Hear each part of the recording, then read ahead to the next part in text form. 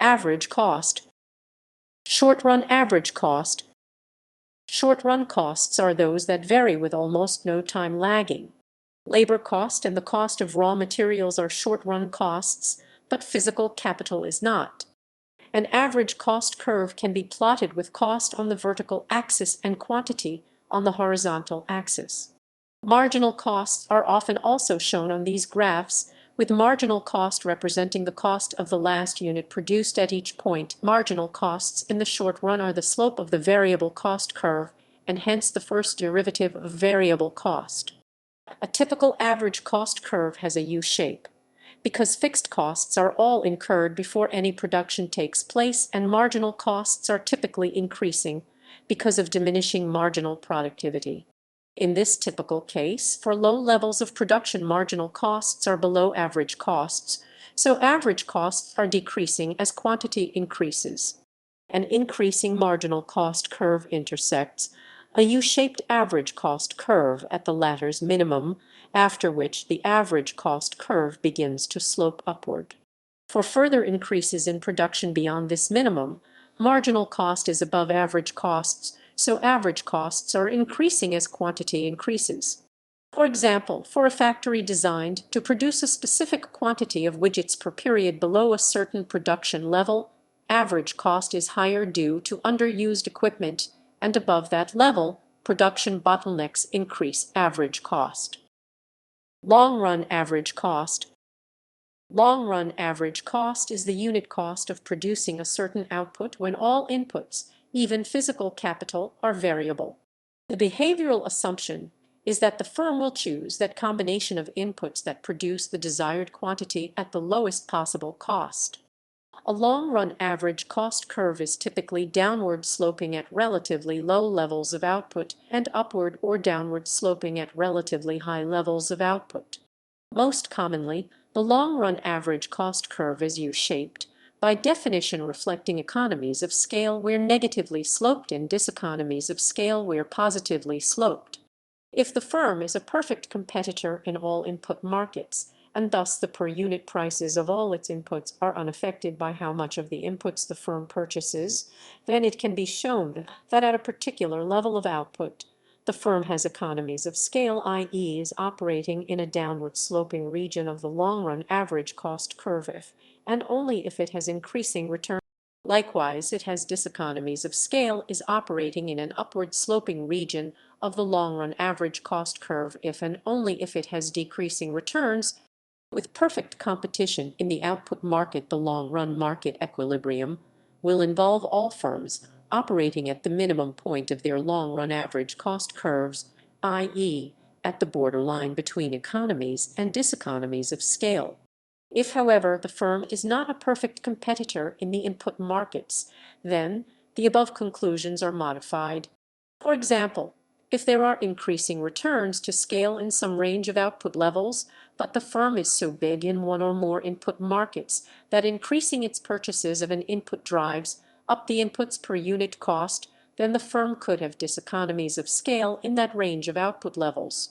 Conversely, if the firm is able to get bulk discounts of an input, then it could have economies of scale in some range of output levels even if it has decreasing returns in production in that output range. In some industries, long-run average cost is always declining. Economies of scale exist indefinitely. This means that the largest firm tends to have a cost advantage, and the industry tends naturally to become a monopoly, and hence is called a natural monopoly. Natural monopolies tend to exist in industries with high capital costs in relation to variable costs, such as water supply and electricity supply. Relationship to marginal cost. When average cost is declining as output increases, marginal cost is less than average cost. When average cost is rising, marginal cost is greater than average cost. When average cost is neither rising nor falling at a minimum or maximum, marginal cost equals average cost. Other special cases for average cost and marginal cost appear frequently. Constant marginal cost / high fixed costs. Each additional unit of production is produced at constant additional expense per unit. The average cost curve slopes down continuously, approaching marginal cost. An example is hydroelectric generation, which has no fuel expense, limited maintenance expenses, and a high upfront fixed cost, ignoring irregular maintenance costs or useful lifespan. Industries with fixed marginal costs, such as electrical transmission networks, may meet the conditions for a natural monopoly because once capacity is built, the marginal cost to the incumbent of serving an additional customer is always lower than the average cost for a potential competitor. The high fixed capital costs are a barrier to entry. 2. Popular pricing mechanisms are average cost pricing, or rate of return regulation, and marginal cost pricing. A monopoly produces where its average cost curve meets the market demand curve under average cost pricing, referred to as the average cost pricing equilibrium. Minimum efficient scale, marginal or average costs may be nonlinear or have discontinuities. Average cost curves may therefore only be shown over a limited scale of production for a given technology. For example, a nuclear plant would be extremely inefficient high average cost for production in small quantities. Similarly, its maximum output for any given time period may essentially be fixed, and production above that level may be technically impossible, dangerous, or extremely costly. The long-run elasticity of supply are higher, as new plants could be built and brought online. Zero fixed costs, long-run analysis, and constant marginal cost. Since there are no economies of scale, average cost is equal to the constant marginal cost. Relationship between AC aft and C. 1.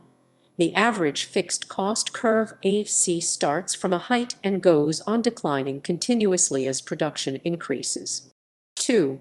The average variable cost curve, average cost curve, and the marginal cost curve start from a height, reach the minimum points, then rise sharply and continuously. 3. The average fixed cost curve approaches zero asymptotically. The average variable cost curve is never parallel to or as high as the average cost curve due to the existence of positive average fixed costs at all levels of production, but the average variable cost curve asymptotically approaches the average cost curve from below. 4. The marginal cost curve always passes through the minimum points of the average variable cost and average cost curves, though the average variable cost curve attains the minimum point prior to that of the average cost curve.